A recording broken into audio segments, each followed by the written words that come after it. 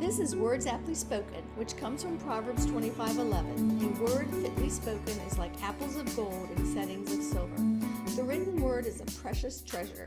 We want to preserve written knowledge for God's glory and as an anchor to the history of the church and its classical conversations. We hope to encourage the reading of words and of the word. So, welcome to Words Aptly Spoken, where Jennifer Courtney, Tim Knotts, and I discuss books from the Classical Conversations curated curriculum. Today's Wednesday, January 24th, 2024. I'm Lee Bortons. Today, we're also joined by CCMM curriculum developer, Leslie Hubbard. So before we move on, let's introduce Leslie. She hasn't been on in a while. Leslie, tell us a little bit about yourself. I lose her. I am, yeah, I hit unmute and it didn't. So, I am a curriculum developer with the CCMM team, as you mentioned, primarily with the research strand. My background is in science, particularly zoology and particularly mammals, which I understand we may not be talking about today, but I don't have any objections to talking about insects as well. Thanks. And you live where? I'm in Southern California. And you're finished homeschooling, always homeschool. Tell us where you are in your family life. Very finished for now until it maybe grandchildren appear on the scene someday, but that's not on the close horizon. So yes, I homeschooled my two boys from challenge 2 through 4 with my oldest and challenge A through 4 with my youngest. Thank you for doing And that. I've been with CC for about 10 years. 10 years. Well, thank you for all that you do for us. All right, so Jennifer, tell us about this month's shows. All right, so I'm going to say something and then immediately qualify it. This month, we have been focusing on resources for younger learners, but as Tim pointed out, they're really for learners of all ages. So we have looked at scribblers, recipes from lifelong learners. We've looked at the Writing Road to Reading, Ancient World Echoes. Today, we're going to talk about exploring insects with Uncle Paul. And then next week, we will wrap up this little month-long series by talking about Kings of Rome. Thank you. And so any of you that are interested in accessing our previous podcast, you can go to my YouTube channel. It's at Lee Bortons. Or you can go to leebortons.com and there's links to the videos. Okay, Jennifer, let's get started. All right. So Lee, tell us why you wanted this book, Exploring Insects with Uncle Paul, to be a resource in the Classical Conversations curriculum. Yeah, so while we were going through the process of trying to find classics, meaning books that are both timely and timeless in history and in Latin and you know, about Roman people and the book we're going to talk about next year or next week, we were looking for folks that had written very popular books hundreds of years ago, if not or 100 years ago, and that just had survived through time. So the Uncle Paul series was really a good resource because it was very conversational, and of course, we're classical conversations. And you know, you get a mix of parents, those that really enjoy looking at scientific ideas with their children and naturally have conversations, and they'll be delighted by the information in these books, as well as parents who are like, I don't know how to talk to my kid about rocks or insects. And Uncle Paul does a really good job modeling that for us. So it was just a great parent resource as well as interesting stories for our children about some of the things they love best, like insects. Yeah, one of the things I've enjoyed about the resource is that idea of, you know, just really looking under things. I can remember my youngest being delighted to turn over rocks and look for roly-polies or earthworms. And Uncle Paul inspires that desire to look down and up and all around. So all the titles in the series help you realize that that's what you're doing, looking up to the heavens, looking down to the insects, looking around at the oceans and other phenomena. And it just cultivates a great sense of wonder. Does. Well, we were just at the beach for Christmas as a family and always go to the tide pools at least once a day. And we know that if you just turn the rocks over, you find the squid and the octopi and the various shellfish and starfish and things. So it's just a natural habit that you can inculcate with your kids and call it science. Yeah, there you go. Well, so Leslie, as you mentioned, you are the developer who's focusing on our research strand on science. So tell us what you hope families will get out of today and out of using Uncle Paul with their families? Well, I see this resource being used inside and outside. So inside, this resource will be enjoyed as a read aloud with the family. The stories engage every age, and just those 3 or 4 minutes that you spend reading will help increase your child's vocabulary. They'll hear familiar terms, they'll encounter new ones. And because they're science stories, they help children learn that the real world can be as surprising, mysterious, and wonderful as their favorite fairy tale. Outside, I think this resource is an excellent how-to tool for studying and learning about science. The stories are about delightful creatures, but they're real creatures. So once you've read a story, go outside and see the plants or insects for yourselves. And you may not find exactly the same creature or the same plant, but you'll find something that wiggles or crawls or creeps or flies. So outside, the stories take on a sharper focus, and they help awaken in your children the same thirst for exploration as the characters in the stories. And inside, we enjoy the fiction of man. Outside, we enjoy the truths of God. I think what you touched upon is very good, because the books will be beneficial to whether you live in a city and you have to turn over a pot, or you live out on a farm and you have, a whole forest or a whole field to explore. They're very approachable. Yeah, and I really liked a few of the things you highlighted, Leslie, that the characters in this story are good models of being curious and going out and finding the answers to their curiosity and just being astounded by what they see. So I love that you brought that out. And also, as you mentioned, these are vocabulary building. So we'll see, we're going to read one of the stories aloud together, and we'll see what we add to our vocabulary today. So we'll be sure to point that out in our discussion too. So, Tim, before we start reading aloud, I thought you could tell us about the source material for this book is the Storybook of Science by Jean-Henri Fabre, who was, did you like that? Did I choke my R's well enough? He was a French scientist. So can you tell us a little bit about him? Sure. Yeah, he was born 200 years ago and lived in France. He was largely self-taught when it came to science, which I find delightful, right? And widely, he's very, very famous for his work with insects, but he studied and wrote about physics and weather and all kinds of other things too. So he didn't just have this narrow field of focus. He was a keen observer about all kinds of things. And he wasn't one of those head in the clouds kinds of people who studies things for their own enjoyment and doesn't do anything with them. He was very, very interested in sharing his delight in God's creation with all sorts of people, and especially including students and children. So he was a teacher, and he taught at a school that was a lyceum in Avignon, France. And Lyceum is, of course, named after Aristotle's great school in Athens in the ancient world. And I love that too, because Aristotle was really the father of observational science when it comes to the Western tradition. And so to teach at a school named after Aristotle's school was very appropriate for Fabre.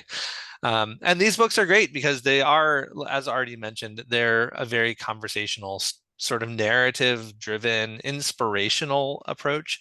So they're about as far from a textbook as you get in the realm of science, but not crossing over into edutainment.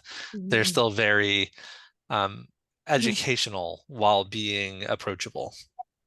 Oh yeah, that's a really good description. He is very full of good information, which is, I think, why you're saying not edutainment. But his enthusiasm for the natural world spills out on every page and in every story. So that's great.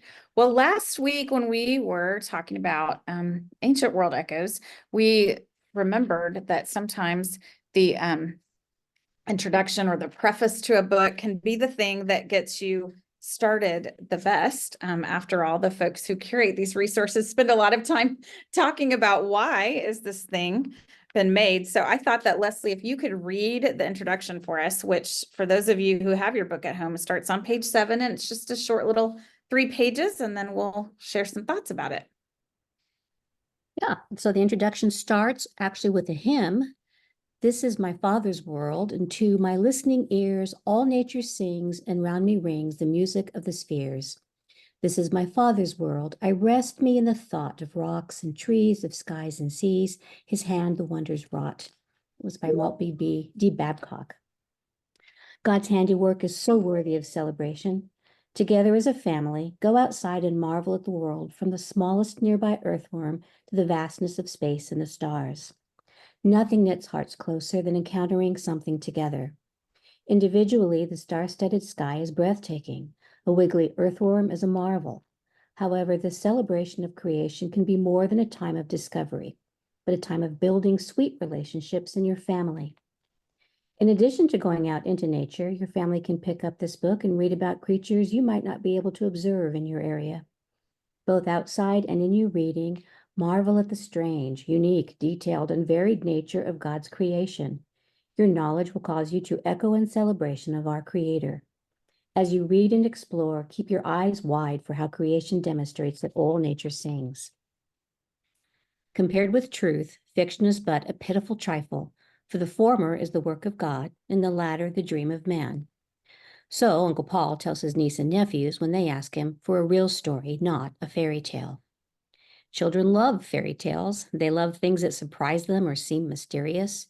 Fairy tales are a time-honored and worthy way to discover truths about our world.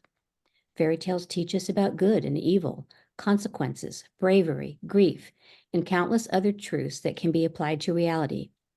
How delightful to discover that the real world can be as surprising, mysterious, wise, and wonderful as a fairy tale. The natural world overflows with beauty, goodness, and truth at which to wonder. Science is not a textbook subject. It is a rite of excitement happening in our own backyards. Even better, it is a rite of excitement to be discovered together as a family. The benefits of reading aloud cannot be overstated. Reading aloud not only creates an atmosphere of closeness and discovery, but also helps develop a child's vocabulary. In fun stories about ants and aphids, children will hear terms they might not encounter otherwise. Through context and conversations, their minds will develop a basic knowledge of scientific ideas. As they continue to interact with the world, these ideas will recur and blossom into curiosity and critical thinking. Hearing stories aloud also makes it easier for them to notice rhetorical devices like rhyming, repetition, and parallelism. Exploring insects introduces science as something to be experienced at home through conversations and stories rather than textbooks and diagrams alone. Uncle Paul delights his niece and nephews with tales of real creatures living among them. He is also an excellent role model for the homeschooling parent, as he is known for having books of all kinds. Sometimes it is so easy to collect literature books that we forget to develop the other categories of our home libraries. As we read aloud books on all subjects, the world will come into sharper focus for our children and awaken in them a thirst for exploration. Uncle Paul also models a joy for detours. A chapter on metal plating in a book about insects. Families should be encouraged not to fear when one investigation gives way to curiosity about other things. While Exploring Insects is a delightful book, it ought to be only a starting place for scientific discoveries at home. Read a story, then go outside and see it for yourselves. Find some ants and watch them work. Find some leaves on a tree and on the ground. Touch bark. Smell the rain. Marvel at a bird's nest. Imagine what a bunny is thinking right now. Remember how different seasons feel on your skin and look to your eyes. Hear the wind. The world will never starve for want of wonders, G.K. Chesterton wrote, but only for want of wonder. We hope this Uncle Paul reader will fill you and your children with wonder. That's great. I appreciate you reading that, Leslie. It's something happens when you hear it out loud. And when you were talking about fairy tales and real stories, all I could think about was the time that Mia told me about the axolotl. And I mean, there's nothing stranger than that creature. And we finally got to see one a couple of months ago in Colorado Springs in the zoo. So I was happy to finally meet my little friend, the axolotl, that she had been so excited to tell me about. Oh, what kinds of thoughts were you guys having as Leslie was reading? What about you, Lee? You want to kick us off? just the idea that of the real world, the science world, the natural world, the synonyms you were using. And I was thinking about how there's such a reflection, just using those words are themselves a reflection of what is really the real world, our eternal home where we're going to live forever. And how everything here is an image that points somehow to God and what he expects for us and his purpose for us and our rewards and our struggles. And so it truly is an examination of the real world and the eternal world. So it's what we're trying to help our children see. Yeah, Yeah. for me, it reminds me a little of in the Abolition of Man when C.S. Lewis talks about how sad it is that the modern education world system has driven out the imagination from the real world things, right? That there's a whole generation of who to them a horse is just an archaic means of transportation. It has nothing of the enjoyment and excitement and freedom and power of exploring open landscapes or finding new things or having a relationship with this animal that you work alongside. And I think, you know, from the ancient times, we have all those epic similes about lions and tigers and, you know, the things that are in the natural world, but that we have these relationships with. And I think even in stories about insects, our children, our students can find those same kinds of things to find some relationship with ants or spiders or the things in the world around them. Yes, Mia made a snail farm one time in a shoebox and named all the snails. So they're quite capable of having relationships with all kinds of creatures. I was surprised she could tell the snails apart, which always, you know, I've lost that gift, I think, at my age of really looking at them and distinguishing one snail from the next. So how about you, Leslie? Did anything leap out as you were reading aloud? Just that old adage that truth is stranger than fiction. And I think sometimes we forget that or underestimate the truth of that statement because there is, in any story you read in science, there is something that's going to make you wonder, how is that? Why is that? How does it work that way? How can that be explained? Just the same mystery that we talked about, the same strange magical things that you can discover in a fairy tale are prevalent, hidden and tucked away like jewels in God's creation. All we have to do is turn over a leaf or, you know, kick a pile of dirt or something like that to discover it and set those questions in motion. Yeah, I underlined and put an exclamation mark in the margin. So apparently this was a really important sentence to me. Science is not a textbook subject. It is a riot of excitement happening in our backyards. Such a great sentence. Such a great reminder to us too. It was a riot of excitement. I took my grandchildren last around October when it was warm and yet early darkness out for a safari at night in one of the local woods, and we didn't see anything interesting. I was hoping to see maybe some, you know, nocturnal mammals with them because there's all kinds of possums and raccoons and squirrels and different things here. But the stars were so bright and Granddad was so funny when he was scaring them. And, you know, they're going to always remember that we decided to look for animal life at night. Yeah. They will remember that. And that also goes back to what was said in the introduction about it's building relationships. So as you were doing that, you're building those family ties up and those memories for them. Something you can't do with the book that Lee just pointed out is if you're observing animals at night, you can go back in the different season and what is the animal doing now in this season, or what does this tree look like in this season? But a book is set in a particular time and place, and it probably isn't going to reveal all those intricacies to you. Yeah, you have to go. Yeah, it always makes me puts me in the frame of mind of wanting to renew the commitment to being a whoa, look at that kind of family, right? Wherever you're going, it's always just the excitement of that new discovery or that new thing, that whether it's big or small. Yeah. Right. I know we don't always say positive things about social media, but I am on a site for my neighborhood and it's been very, very cold where I live. and someone posted a picture of a red ruffled hawk, which I've never seen before. I've seen lots of hawks, but never this one. And he was puffed out for trying, to keep warm in the winter season. And I so appreciated the gift of this person going out to her fence line and taking the picture of him and sharing that for all of us to see him in all of his winter glory. So, anyway, Well, that's a proper use of social media. It helps you to look outside of yourself and to see what God has done for you, and rather than aggrandizing, your own contributions. Yeah, that's good. And our focus on anytime we look at the natural world, that will happen for us, won't it? That Mhm. we'll see all Yeah, those we other. know we didn't make that. Yep. And could never have thought of it, really. Yeah.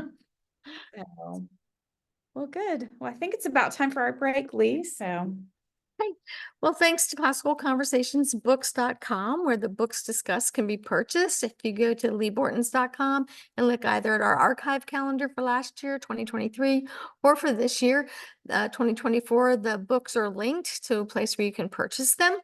And then, of course, you can look at our past discussions at Lee Bortons on YouTube, or follow leebortons.com's link to the videos. And so I'm just really grateful that we have that way to archive them and revisit these things. So next week, we're going to be discussing Kings of Rome, which was republished by Classical Conversations Multimedia. Sometimes we say CCMM, and that's what that means, Classical Conversations Multimedia. So thank you for their support. All right, and for yours. All right, so what's next? well, I want us to read one of the stories in the book because I think that's always the best way to get into the book, but it's not the first story in the book. So before Tim reads to us, Leslie, will you tell us about these characters? We've alluded to Uncle Paul, but if you could tell us who's going to be in this story. I'd be happy to. The stories take place in a home with 4 primary characters. There's 6 altogether, but in this story, I think we're going to encounter the 4 main characters. There's Uncle Paul, whom we've mentioned. He's the head of the household, who knows any number of stories, as we've learned, and especially about insects. He loves to read to the rest of his family, but he also rests himself from his labors by reading. So truly, this is something close to his heart. In the evenings at twilight, he assembles the other members of the family, and that is his niece and his 2 nephews who are spending the summer with him. So Claire is the oldest. She's almost 12, and she loves to listen to stories. Jules is 9. He has a thirst for knowledge and a question for everything. And then there's Emil. He's the youngest. He's 3, and his attention is just starting to awaken. And so he's beginning to prefer stories over the playthings in his toy box. And he is also beginning to learn to ask questions. I love your descriptions, Leslie. That was so good. And I think that it illustrates so beautifully why this book series is wonderful for homeschoolers, because we also have 12 and 9 and 3-year-olds sitting at our feet and asking questions and sometimes milling around. And so I really appreciate that about these characters, that they are like our families and we can be like them and explore nature together. So Tim, can you read us the story about the cows, which is not really about cows? Hey, spoiler alert, Jennifer. Oh, sorry. Well, it is titled Exploring Insects with Uncle Paul. So it starts, for those of you who are following along with us, it starts on page 37 in the book. And I really do hope that Uncle Paul is Jean-Henri Fabre, that he's written himself into these this way. I can only imagine that he carries some of the DNA of his creator. But yes, all right, the cows. The next day, Emile, when only half awake, began to think of the aunt's cows. We must beg Uncle, said he to Jules, to tell the rest of his story this morning. No sooner said than done. They went to look for their uncle. Aha! Cried he upon hearing their request. The aunt's cows are interesting you. I will do better than to tell you about them. I will show them to you. First of all, call Claire. Claire came in haste. Their uncle took them under the elder bush in the garden, and this is what they saw. The bush is white with flowers. Bees, flies, beetles, butterflies fly from one flower to another with a drowsy murmur. On the trunk of the elder, amongst the ridges of the bark, numbers of ants are crawling, some ascending, some descending. Those ascending are more eager. They sometimes stop the others on the way and appear to consult them as to what is going on above. Being informed, they begin climbing again with even more ardor, proof that the news is good. Those descending go in a leisurely manner, with short steps. Willingly they halt to rest or to give advice to those who consult them. One can easily guess the cause of the difference in eagerness of those ascending and those descending. The descending ants have their stomachs swollen, heavy, deformed, so full are they. Those ascending have their stomachs thin, folded up, crying hunger. You cannot mistake them. The descending ants are coming back from a feast and, well fed, are returning home with a slowness that a heavy paunch demands. The ascending ants are running to the same feast and put into the assault of the bush the eagerness of an empty stomach. What do they find on the elder to fill their stomachs? Asked Jules. Here are some that can hardly drag along. Oh, the gluttons! Gluttons, no, Uncle Paul corrected him, for they have a worthy motive for gorging themselves. There is above on the elder an immense number of the cows. The descending ants have just milked them, and it is in their paunch that they carry the milk for the common nourishment of the anthill colony. Let us look at the cows and the way of milking them. Don't expect, I warn you, herds like ours. One leaf serves them for pasturage. Uncle Paul drew down the children's level, to the children's level, the top of a branch, and all looked at it attentively. Innumerable black velvety lice, immobile and so close together as to touch one another, covered the underside of the leaves and the still tender wood. With a sucker more delicate than a hair plunged into the bark, they fill themselves peacefully with the sap of the elder without changing their position. At the end of their back, they have two short and hollow hairs, two tubes from which, if you look attentively, you can see a little drop of sugary liquid escape from time to time. These black lice are called plant lice. They are the ants' cows. The two tubes are the udders, and the liquor that drops from their extremity is the milk.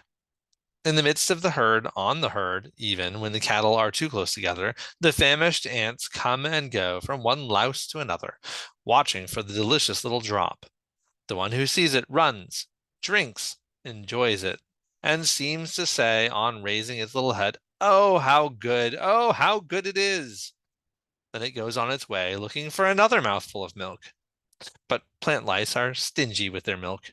They're not always disposed to let it run through their tubes. Then the ant, like a milkmaid ready to milk her cow, lavishes the most endearing caresses on the plant louse. With its antenna, that is to say, with its little delicate flexible horns, it gently pats the stomach and tickles the milk tubes. The ant nearly always succeeds. What cannot gentleness accomplish? The plant louse lets itself be conquered. A drop appears, which is immediately licked up. Oh, how good, how good.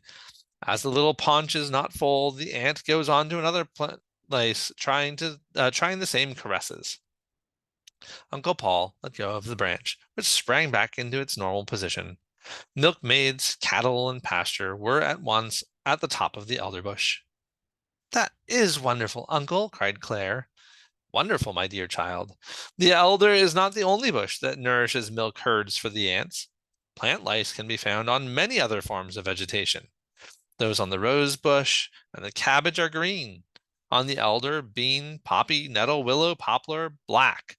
On the oak and thistle, a bronze color. On the oleander and nut, yellow. All have the two tubes from which oozes the sugary liquor. All vie with one another in feasting the ants. Claire and her uncle went indoors. Emile and Jules, enraptured by what they had just seen, began to look for lice on other plants. In less than an hour, they had found 4 different kinds, all receiving visits of no disinterested sort from the ants. Fun, fun, fun. I love that. Okay, so this story is actually modeled in the second part of the introduction, which is called How to Use This Book. And then there's a section called How to Savor the Book. And basically those introductions will help you discuss the story with your family using 5 core habits, which are naming, attending, memorizing, expressing, and storytelling. And the 5 common topics: definition, comparison, relationship, circumstance, and testimony. So we're not going to define those today because they're in the introduction, but we are going to be on the lookout for them as we discuss the story amongst ourselves. So Leslie's going to lead us in a discussion of what Tim just read to us. Oh boy. Okay, so let me ask you first. Did you hear any terms that were familiar to you?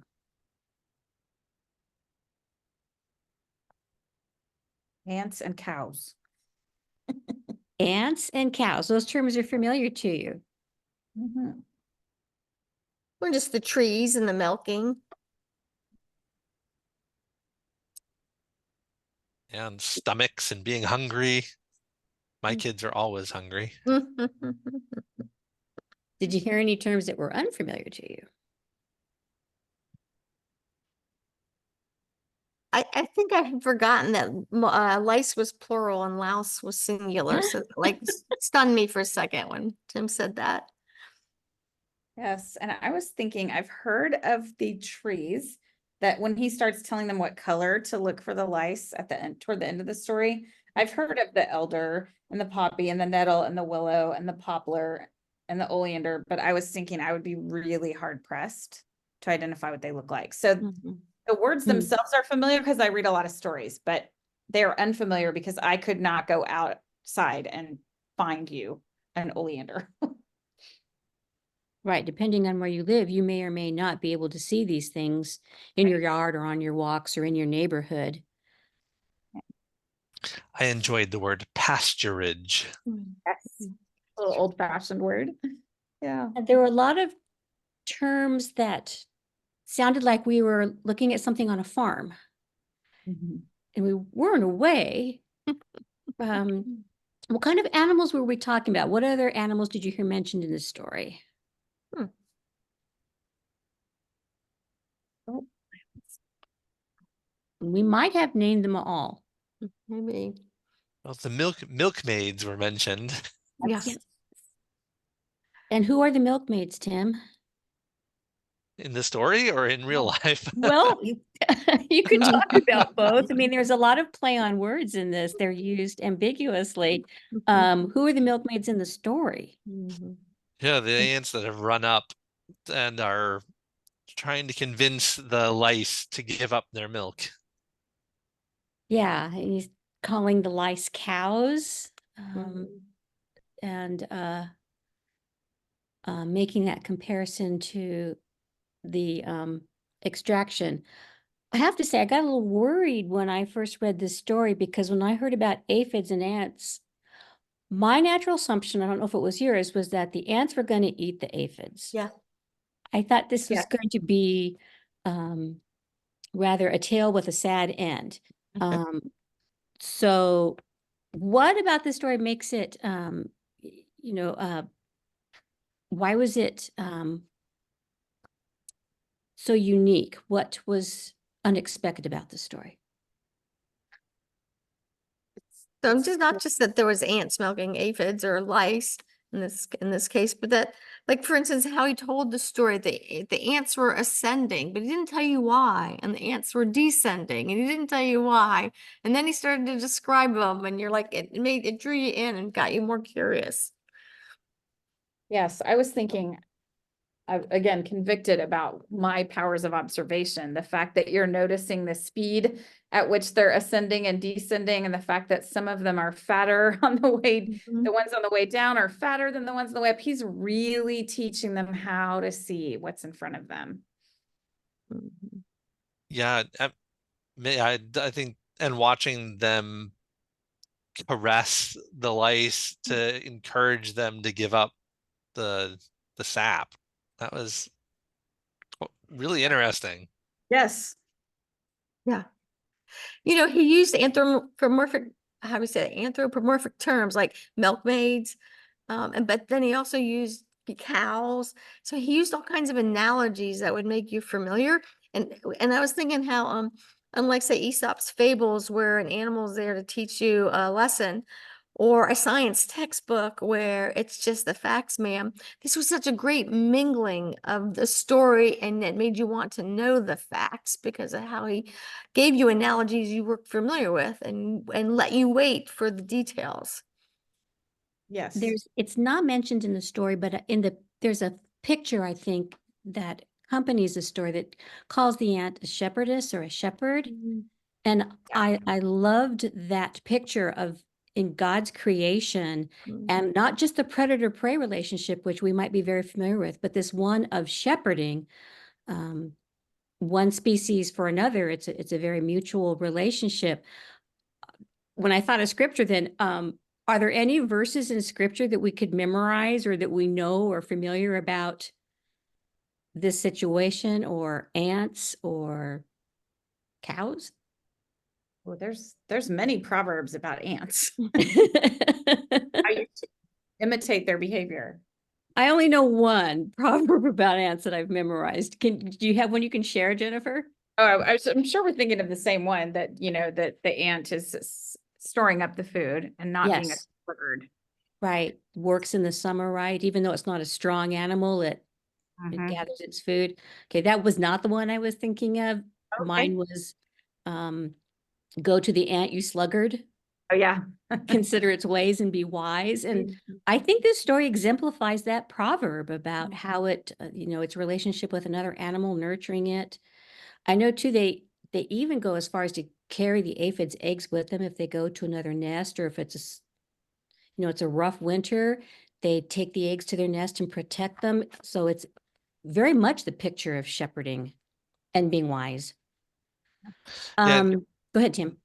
I appreciate that, because I know my general view of ants is the sort of most Westerners, that we don't like them running around in our house.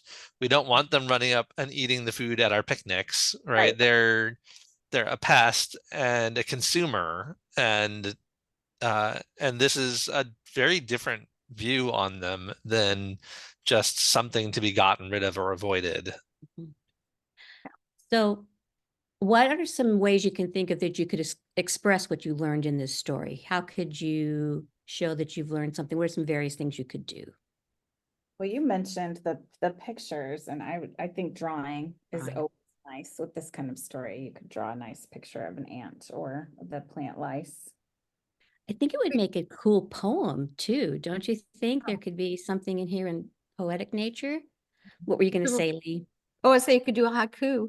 That's something a little kid could figure out pretty easily about ants and louse. No. I was gonna say, analogies. We were really fortunate. We just had our first baby cow born on our farm, and we were all there right after it was born.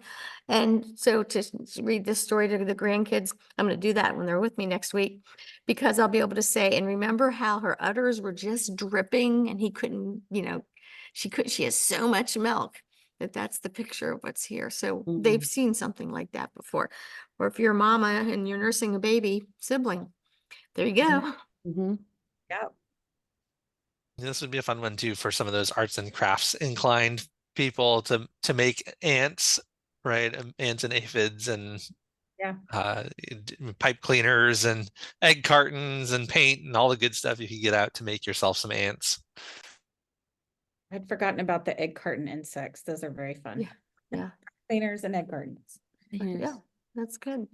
Well, you could even go scientific, and if you have a little bit older children, and say, hey, let's look up and see what's the weight an ant can carry, and are there different kinds of ants, and they carry various amounts. I mean, you could make a chart out of it if you wanted them to actually work on their science skills. Yeah. I was thinking about when you mentioned something about a textbook, Lee, that made me think this. Okay, I'll make the connect. I always have to make one strange connection per episode, so I'll do it again today. when my kids were little and we would go on road trips, they really liked listening to the series of unfortunate events. And one of the things that they loved about those audiobooks was that he would always say a really big word like catastrophic. And then he would have this parenthetical definition, a word which here means, and then he would define it according to whatever moment they were in. And I did not notice this before, but this is exactly what Uncle Paul does. He says, with its antenna, that is to say, with its little delicate flexible horns. And I almost heard that narrator, a word which here means little flexible horns. And I was thinking, what an interesting and different way than how we usually think of science, where you might be assigned to memorize a list of vocabulary. So one way an older child could express their knowledge is to go back through and find the words they accumulated and see if they could define them in context now that they've seen them. I've been watching this process with my youngest, who's in Challenge 1, and she's writing her science research paper about Chernobyl. And she started off by reading hour by hour what happened in the disaster, and that sparked her imagination, which then made her want to go back and define chain reactions and what is boron and what is xenon gas and what's the problem with using graphite in the rods and all these. But it was the story of hour by hour what happened to the people that sparked all that need to define. So I saw that here in the story too. Yeah, and we might need to even begin with what is an ant? What do we know about an ant? And what body parts of an ant can we name? And what is an aphid? Does it have the same body parts? Is it different? How do they compare? And then compare them to the cow. You know, how is the aphid like a cow? And how is the milk and the secretion, I think, from the aphid is called honeydew. And doesn't that just sound like something, if you were an ant, you'd want to feed on? And I want to know why God made this creature that has these tubes that go all the way through it. I know. Like what in the world was the Lord thinking, other than to feed his ants? That there'd be a creature who would extract sap this way and excrete it on the other side. Yeah. What He do you- needed why the do you ants think- for one thing, and so he had to have an intermediary for the tree. Did you what did you think too, as he was naming the different plants, the lice were different colors? Hmm. That made me want to figure out which of these plants live in my area and go see if I can find and verify that their color is in fact as advertised in the story. I wanted to go and prove what he said.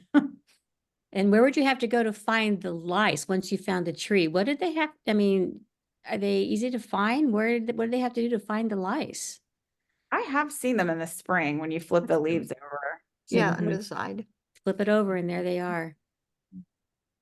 And then just calling that underside of the leaf a farm, I was thinking how farms become kind of a politicized tax zone, not the idea of it's just places where domestication's occurring, no matter who's doing it. Yeah. Yeah, the farm and the herds of aphids on the underside of the leaf. I love that description. What do we think about Uncle Paul? Is he or Jules? I guess it's Jules. I think like Tim too, that it is Jean. yes. So what do we think of him as a good authority? Is he? What makes him a good authority? You know, I think because he can describe what he sees so in such an interesting manner that even if he isn't a good authority, I almost want him to be. But here's the thing, because it's so clear, I can go fact check it really easily. Mhm. And he doesn't just say, all right, sit down, kids. I'm going to tell you about ants and aphids. He says, let's go look. And he shows them the thing that he's going to be telling them about, and someone else said it doesn't give them too much right away. He lets them discover and ask more questions before he goes on with the story.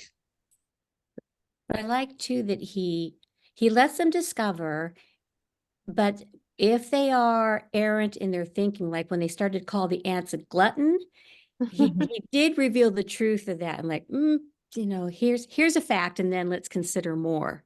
So I like that he gently guided them to truth if they were going to be errant in their thinking. That's a good point.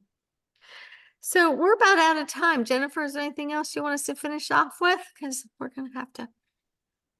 Oh, I was just going to say that one of the precious things to me about this story is we've talked many times before about our interactions with our children and the idea of you as the parent are a truthful teacher. And so when your children come to you and say, "What bird is that?" you want to be able to tell them, and you do tell them the truth and they expect it. And so I see that here in this story with Uncle Paul. He is telling them the truth. And as you said, Leslie, he's wise enough to correct them when they are in error. And because of that, you see how the story ends, that Emil and Jules are enraptured by what they have seen, and they go to look for lice on other plants. And in less than an hour, they found 4 different kinds. So he is a really wonderful example as a teacher of inspiring that curiosity and modeling this behavior for them and telling them the truth, but not too much. And then they go out and find some more. And I'm sure they'll bring it back to show him. We don't get to see that part, but I'm assuming they come back to tell him about these 4 new kinds they have found. And I think that's such a beautiful picture of our homeschools and our families. So. Okay, well, thank you everybody for being here, and everyone keep reading, and we'll keep the conversation going, and we'll join each other next week for our discussion of the kings of Rome. I wonder if they would milk aphids. Bye. Bye, guys. Thanks.